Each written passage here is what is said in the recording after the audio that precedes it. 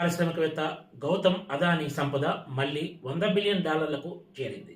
2022లో ఏకంగా $150 బిలియన్ చేరిన గౌతమ్ అదానీ సంపద అమెరికాకు చెందిన షార్ట్ సెల్లింగ్ సంస్థ హిండెన్బర్గ్ రీసెర్చ్ రిపోర్ట్ తోటి అదానీ గ్రూప్ కంపెనీల షేర్లు కుప్పకున్న విషయం తెలిసిందే. దీంతో ఒక్కసారిగా ఆయన ప్రపంచ సంపన్నుల జాబితా నుంచి జారి పడిపోయారు. గత కొంతకాలంగా తిరిగి బలంగా బౌన్స్ బ్యాక్ అవుతూ వస్తున్న గౌతమ్ అదానీ ఇప్పుడు ఏకంగా $100 బిలియన్ సంపదతో ప్రపంచ సంపన్నుల జాబితాలో 12వ ప్లేస్లోకి చేరారు.